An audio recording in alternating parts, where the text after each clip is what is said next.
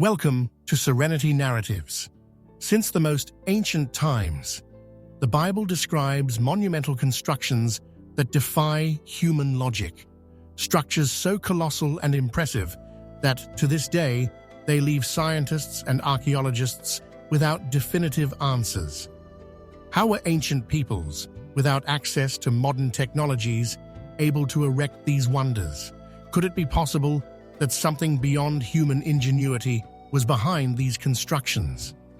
In this video, we'll explore some of the greatest architectural works mentioned in the Bible and the mysteries that still surround them. Since the dawn of humanity, the desire to achieve the impossible has driven civilizations to challenge their own limits. Colossal monuments, erected by human hands, still stand through the centuries as testimonies of grandeur and ambition. Among these constructions, few are as mysterious and controversial as the Tower of Babel, a bold project aiming to reach the heavens and grant humanity unprecedented power. But how could an ancient people have erected such a marvel? And why does its story end so abruptly? The Bible tells us that after the flood, Noah's descendants multiplied and inhabited the plain of Shinar in Mesopotamia. United by a single language, they decided to build a grand city and a tower that would reach the heavens. Their goal was clear: to prevent themselves from being scattered over the earth and to consolidate human power into a single, unified nation. They used baked bricks and bitumen as mortar, advanced technologies for the time. But something about their ambition aroused divine wrath. The Lord came down to see the construction, and, noticing the people's determination, confused their language and scattered them across the world. The tower was then abandoned, and the city came to be called Babel. But is this story just a myth, or is there evidence supporting the existence of the Tower of Babel? Many scholars believe it may have been inspired by the enormous Mesopotamian ziggurats. These structures, similar to stepped pyramids, were temples dedicated to the gods and existed in various cities in the region.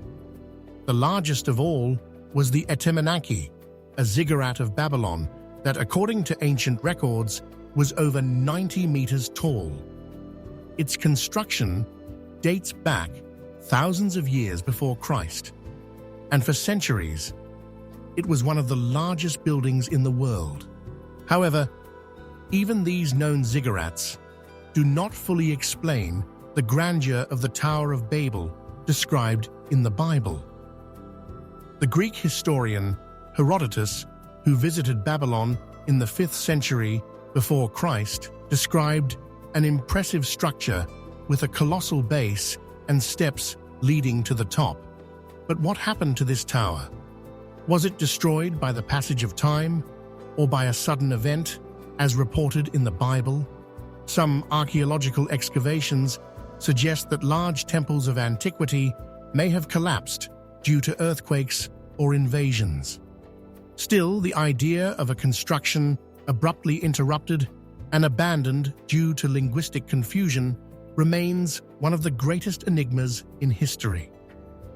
Beyond the structural mystery, there is the question of linguistic dispersion. How could a single event have caused the fragmentation of human languages?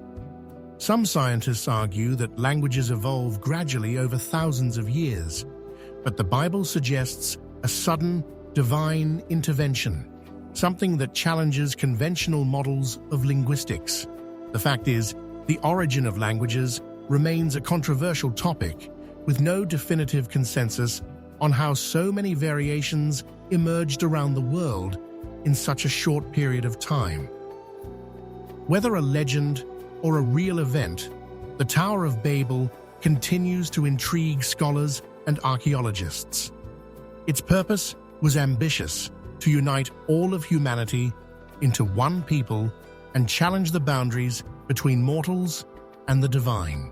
But in the end, The downfall of the Tower of Babel resulted in the exact opposite of its grand intentions, a dispersion that shaped the course of human civilization. However, the Tower of Babel was not the only monumental construction described in the Bible to captivate the imagination of generations. Centuries later, another awe-inspiring edifice was erected, this time in Jerusalem, a temple of indescribable wealth, built to be the dwelling of God Himself on earth. Its name? The Temple of Solomon. Unlike the Tower of Babel, the construction of Solomon's temple was not interrupted, but its eventual fate is just as enigmatic. If the Tower of Babel represented human ambition to reach the heavens, the Temple of Solomon symbolized something even more profound, the divine presence dwelling among men. Where Babel aimed to exalt human glory, Solomon's temple was built to glorify God and serve as a sacred place of worship. Its construction, astonishingly magnificent for its time, involved rare materials and advanced techniques that continue to intrigue scholars and archaeologists alike. But how did a small kingdom like Israel manage to construct such an awe-inspiring structure? And why, despite the detailed descriptions of its grandeur in the Bible, did the temple simply vanish from history? The construction of Solomon's temple began in the 10th century BCE, when King Solomon, son of David, ordered the sanctuary to be built in Jerusalem. The Bible records that God Himself chose Mount Moriah as the location for the temple, cementing its status as the center of Israelite worship. The design of the temple followed divinely provided specifications, with dimensions and patterns meticulously documented in the sacred texts. The inner sanctum, known as the Most Holy Place, or Holy of Holies, housed the Ark of the Covenant. Surrounding it was a structure adorned with pure gold, cedar wood from Lebanon, and intricately cut stones. But how did the Israelites, essentially a relatively small and resource-limited nation, achieve such an ambitious construction? The answer may lie in an alliance between King Solomon and Hiram, the king of Tyre, one of the leading maritime powers of the ancient world. The Phoenicians, renowned for their expertise in architecture and engineering, played a crucial role in the temple's creation. They supplied cedar wood, highly skilled artisans, and advanced construction techniques. Thousands of laborers were recruited for the effort, including both Israelites and foreigners, some of whom were enslaved workers. The result was a structure that stood as a monumental achievement of its time, serving as both the spiritual and political center of the Kingdom of Israel. However, the temple's grandeur did not ensure its permanence. In 586 BCE, the Babylonian Empire, under King Nebuchadnezzar II, invaded Jerusalem. The city was destroyed, the Israelites were taken into captivity, and the magnificent temple was set ablaze. Accounts suggest the destruction was so thorough that almost nothing of the original structure remained. For centuries afterward, the once grand Temple of Solomon became little more than a memory passed down through generations. Even so, the significance of the temple persisted. After the Israelites returned from exile, a second temple was constructed, though it was far less opulent than Solomon's original sanctuary. Later, in the 1st century BCE, King Herod the Great undertook an ambitious renovation and expansion of the temple. The revamped structure, often called Herod's Temple, became one of the largest and most impressive buildings of the ancient world. However, even Herod's masterpiece didn't survive the trials of history. In 70 CE, the Roman Empire destroyed the temple during the siege of Jerusalem, leaving only fragments of its once mighty walls. Today, the Western Wall stands as a poignant and revered remnant of these sacred constructions, a tangible link to a time of extraordinary faith, ambition, and artistry. The story of Solomon's Temple, much like the tale of the Tower of Babel, carries with it profound questions about human determination, divine will, and the transitory nature of even the grandest of ambitions. Even without concrete traces, Solomon's Temple remains one of the most fascinating and mysterious constructions in history. It was far more than a building. It was the spiritual heart of the people of Israel, a divine masterpiece of unparalleled splendor, built to honor God. Yet, if the grandeur of Solomon's Temple is already awe-inspiring, the Bible describes another colossal construction, even more shrouded in mystery, a monumental vessel allegedly built by a single man to withstand a flood that submerged the entire world. Its name, Noah's Ark.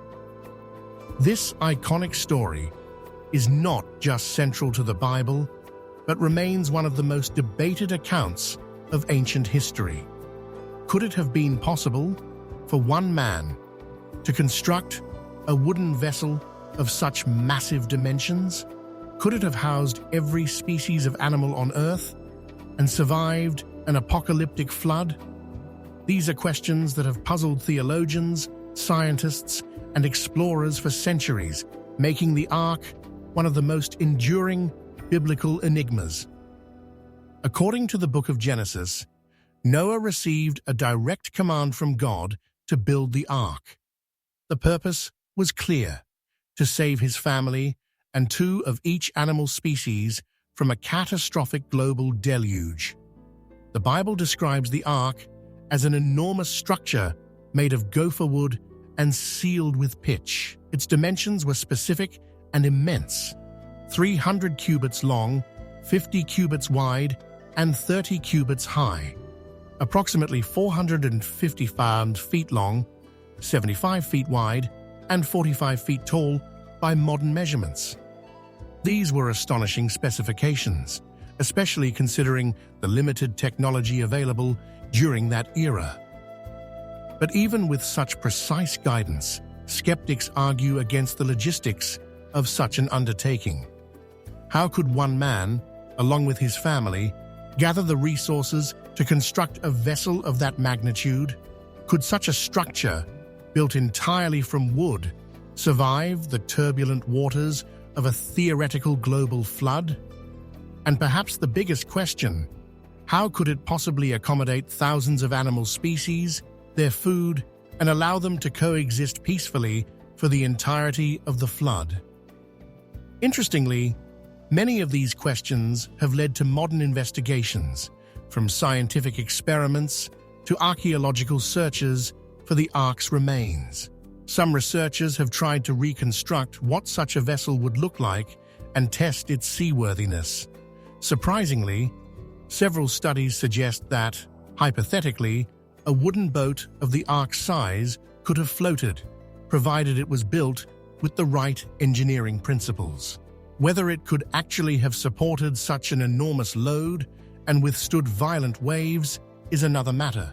As for physical evidence, it's no secret that explorers have searched for Noah's Ark for centuries, focusing primarily on the mountains of Ararat in modern-day Turkey. This region is cited in the Bible as the Ark's resting place. In recent decades, satellite images and aerial surveys of the region have revealed unusual shapes and formations that some claim could be remnants of the Ark. However, none of these discoveries have been conclusively verified.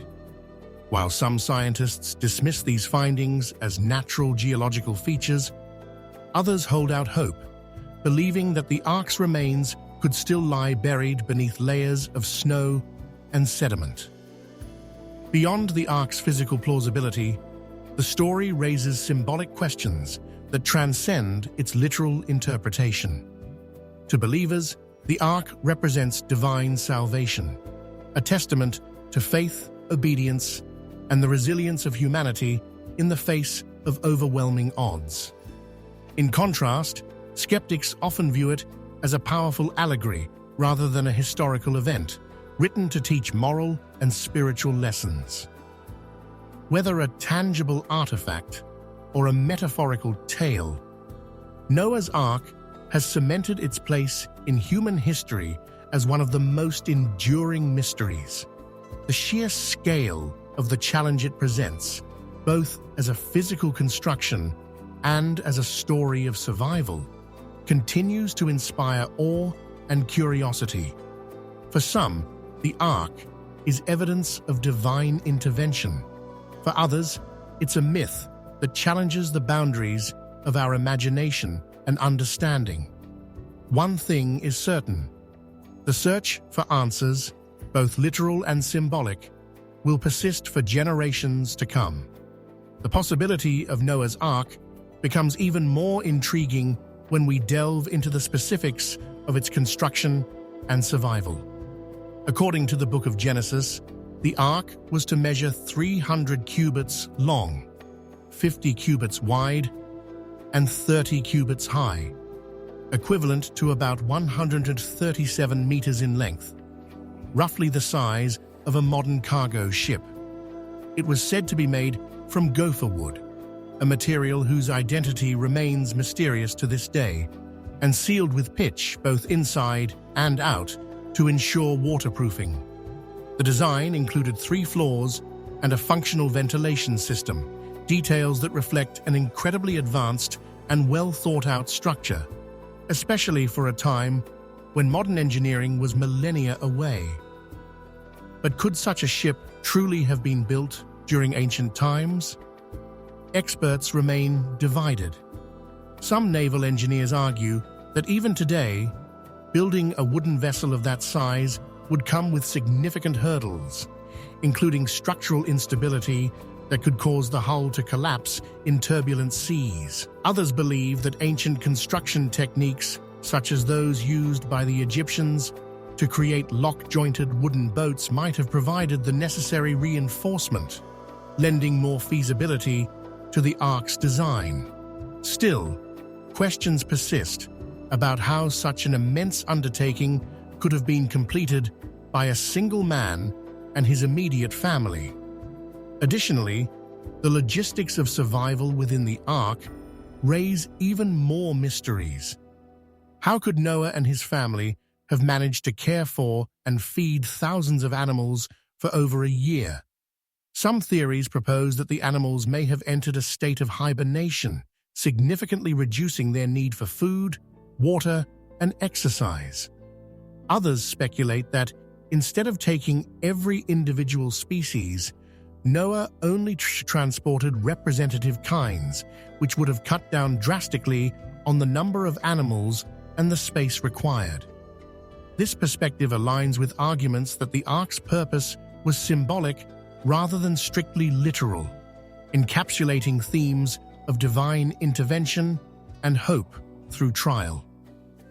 Even more compelling is the question of the Ark's physical existence. Over centuries, countless expeditions have sought evidence of the Ark, almost all pointing to the same location: Mount Ararat in modern-day Turkey. According to the Bible, the Ark came to rest on the mountains of Ararat after the floodwaters receded. This region is both rugged and remote, often hidden by snow and ice, making exploration exceptionally difficult. Yet ancient travelers, including figures like Marco Polo, have passed down stories of a preserved boat atop the mountain's summit.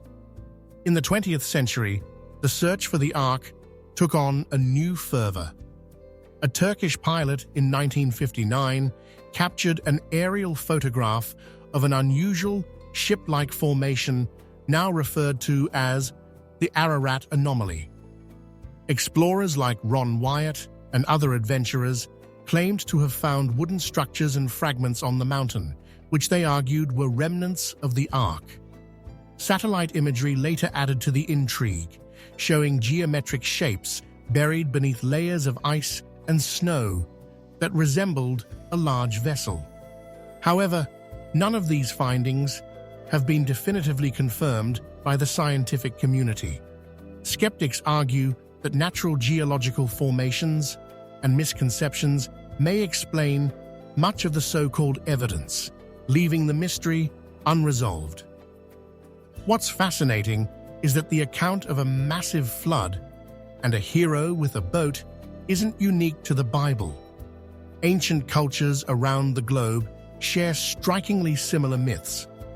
The Epic of Gilgamesh, one of humanity's oldest texts, tells the story of a man named Utnapishtim who survives a global flood by constructing a boat, parallel to the story of Noah. From the Sumerians and Babylonians to Hindu traditions and even indigenous peoples across the Americas, tales of catastrophic floods and survival vessels abound. This commonality raises an interesting question. Were these legends inspired by real events, such as localized but devastating floods, or do they speak to a shared human need for stories of renewal and salvation? Whether a tangible artifact or a symbolic tale, the legend of Noah's Ark continues to blur the lines between faith, history, and science.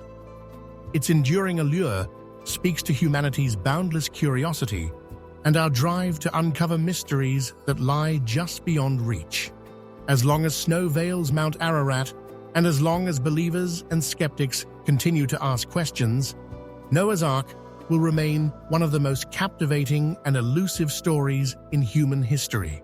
The Tower of Babel, Solomon's Temple, and Noah's Ark, three extraordinary constructions, each steeped in mystery and symbolism. Together, they encapsulate humanity's enduring fascination with the divine, our relentless ambition, and a deep-seated need to make sense of the unknown. Each of these structures serves as more than a mere physical feat. They represent key milestones in the biblical narrative, moments where the paths of humanity and the divine intersect in profound and unforgettable ways. But what do they truly mean for us today? Are they relics of a bygone era, lost to time and myth? Or are they timeless teachings that still resonate across cultures and beliefs? These questions are not just for scholars or archaeologists, but for anyone drawn to the mysteries of our shared past. At Serenity Narratives, we're committed to exploring these stories and the incredible questions they inspire. Whether you're drawn to the Tower of Babel's ambition, the splendor of Solomon's Temple, or the salvation symbolized by Noah's Ark, each story offers something timeless, the power to challenge, to inspire, and to spark profound reflection. If you found this journey through biblical history as mesmerizing as we did, consider joining Serenity Narratives on our mission to uncover more stories that connect the past to the present. Make sure to like this video, subscribe to our channel, and hit the notification bell so you never miss an episode. Your support helps us bring these incredible stories to life and reach more curious minds like yours. Let us know in the comments which of these monumental constructions fascinates you the most, or if there are other mysteries you'd like us to explore. Thank you for being a part of this journey. Together, let's continue to uncover the timeless narratives that shape us all. Don't forget to like and subscribe.